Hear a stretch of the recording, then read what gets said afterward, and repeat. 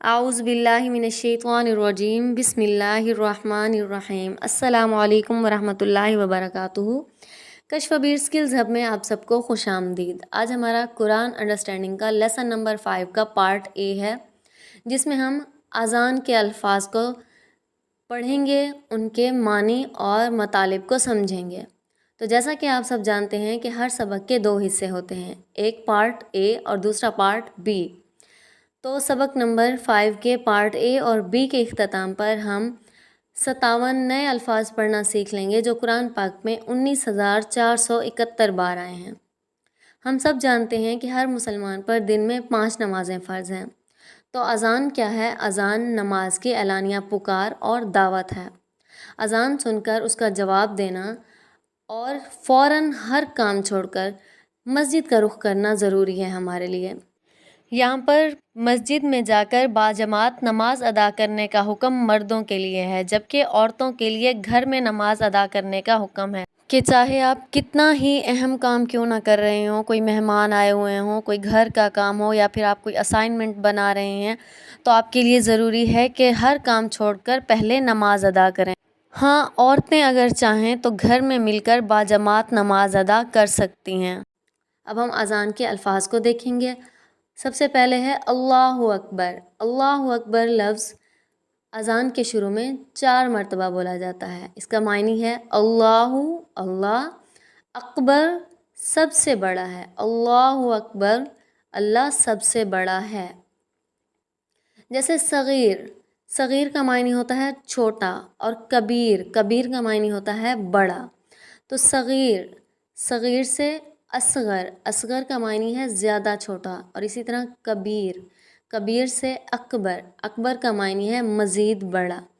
کبیر لفظ قرآن پاک میں 39 بار آیا ہے، جبکہ اکبر لفظ قرآن پاک میں 23 مرتبہ آیا ہے۔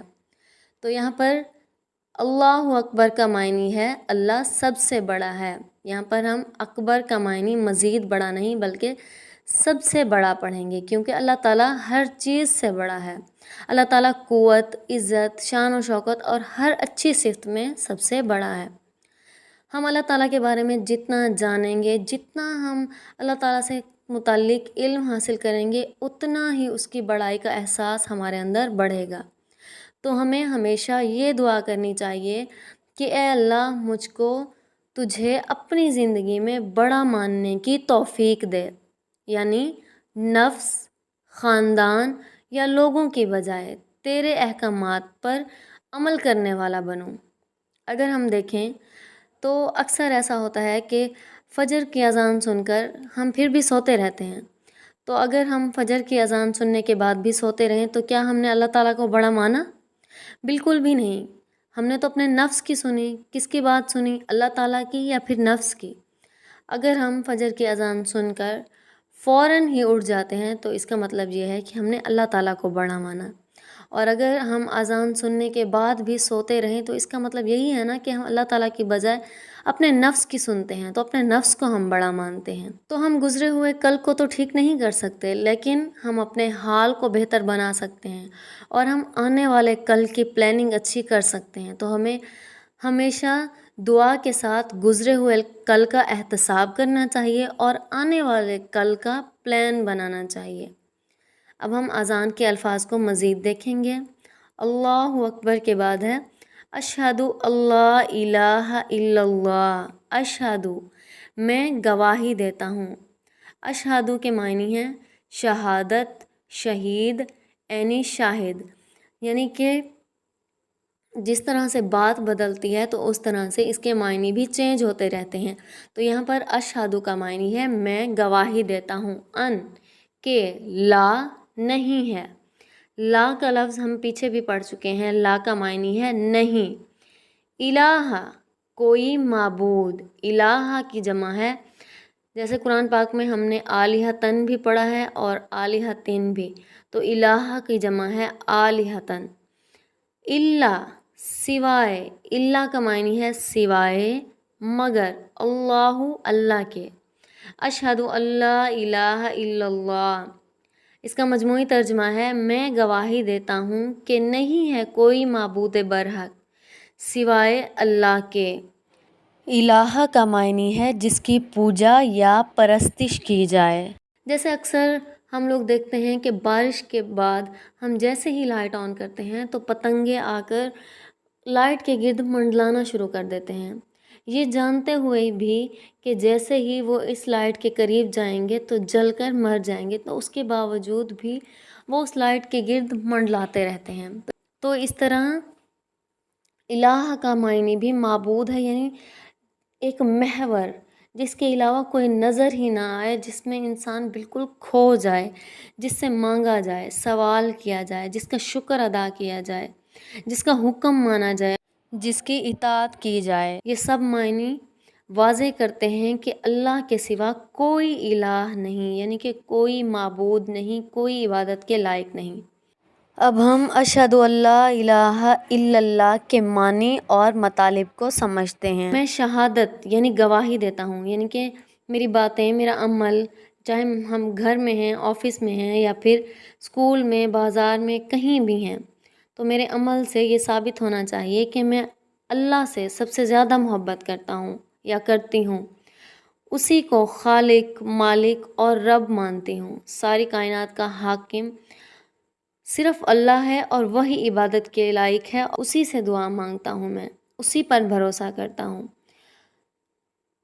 تو ہمیں ہمیشہ اللہ تعالیٰ سے یہی دعا کرنی چاہیے کہ اے اللہ ہمیں اسلام کی شہادت دینے والا بنا دے۔ پھر ہے اشہد ان محمدن رسول اللہ، اشہد میں گواہی دیتا ہوں، ان کے، محمدن محمد صلی اللہ علیہ وآلہ وسلم، محمد کا کیا معنی ہے؟ جس کی خوب تعریف کی گئی ہو۔ رسول اللہ، رسول اللہ، رسول کی جمع ہے رسول، رسول اللہ، اللہ کے رسول، رسول، رسول اللہ، اللہ کے۔ اشہد ان محمد رسول اللہ، یہ اذان میں 2 مرتبہ دہرایا جاتا ہے اور یہ ہم سب جانتے ہیں۔ تو اس کا مجموعی ترجمہ کیا ہے؟ میں گواہی دیتا ہوں کہ محمد صلی اللہ علیہ وآلہ وسلم اللہ کے رسول ہیں۔ میں گواہی دیتا ہوں یعنی میری باتیں اور میرے عمل سے یہ ظاہر ہوتا ہے، میں یہ بتاتا ہوں کہ میں اللہ اور اس کے رسول صلی اللہ علیہ وآلہ وسلم سے سب سے زیادہ محبت کرتا ہوں۔ آپ صلی اللہ علیہ وسلم کی لائی ہوئی تعلیمات کو بلا چون چراں مانتا ہوں، قرآن اور آپ صلی اللہ علیہ وسلم کی سنت کو حق و باطل کی کسوٹی مانتا ہوں۔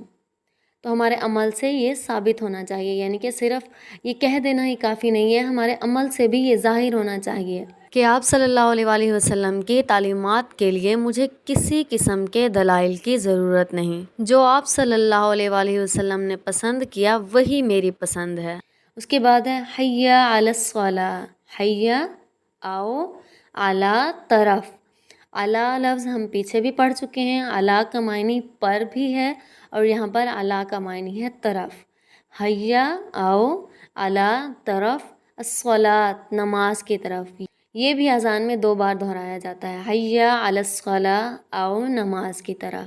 پھر ہے حی علی الفلاح، حی آؤ، اعلیٰ طرف، الفلاح کامیابی کی، حی علی الفلاح، آؤ کامیابی کی طرف۔ حی علی الفلاح بھی اذان میں 2 بار دہرایا جاتا ہے۔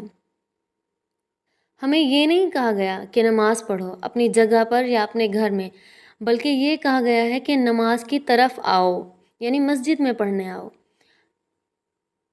قرآن پاک میں بھی ہمیں نماز قائم کرنے کا حکم دیا گیا، یعنی مقررہ اوقات میں باجماعت نماز مسجد میں ادا کی جائے۔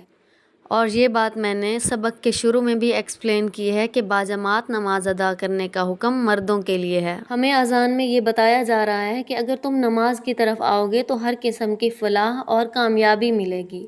اب ہم دیکھیں گے نماز مسجد میں پڑھنے کے چند فائدے۔ پہلے ہیں روحانی فائدے۔ روحانی فائدے کون سے ہیں؟ دل اور دماغ کے فائدے، یعنی نماز کیا ہے؟ کامل ذکر ہے، اللہ کے ذکر میں ہمیں سکون ملتا ہے، اللہ تعالیٰ سے ہمارا رشتہ مضبوط ہو جاتا ہے، ہمارے ایمان میں اضافہ ہوتا ہے۔ اور جسمانی فائدے کون سے ہیں؟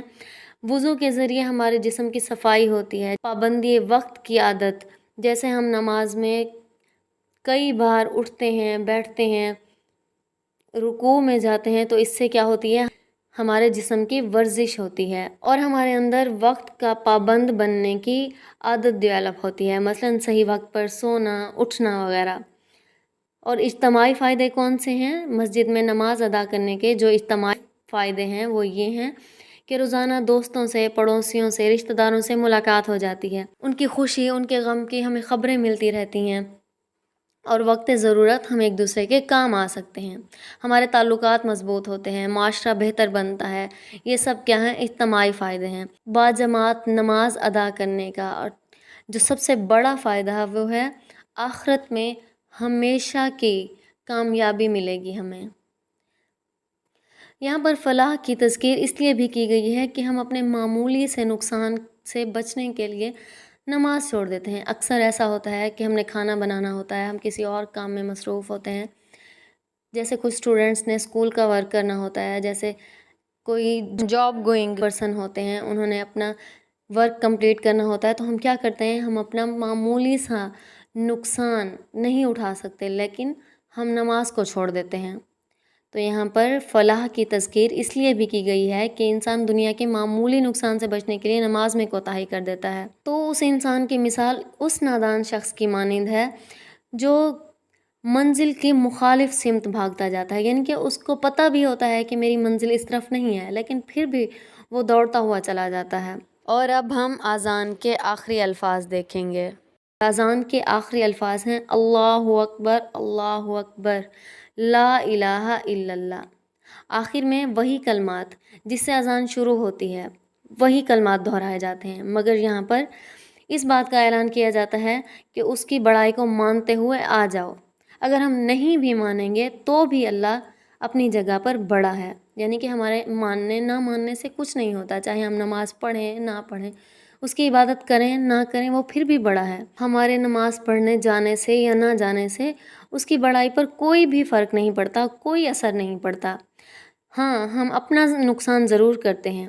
اگر ہم وقت پر نماز ادا نہیں کرتے جب ہمیں نماز کے لیے پکارا جاتا ہے تو اس میں ہمارا اپنا ہی نقصان ہے، جبکہ اس کی پکار پر لبیک کہنے سے ہمیں دنیا اور آخرت کی کامیابیاں ضرور حاصل ہو سکتی ہیں۔ آج کا ہمارا لیسن یہیں پہ ہی ختم ہوتا ہے۔ آپ نے لیسن کو بار بار سننا ہے تاکہ آج کے لیسن میں ہم نے جتنے بھی نئے الفاظ سیکھے ہیں وہ اچھی طرح ذہن نشین ہو جائیں۔ انشاءاللہ ملتے ہیں اگلے لیکچر میں، تب تک کے لیے اللہ حافظ۔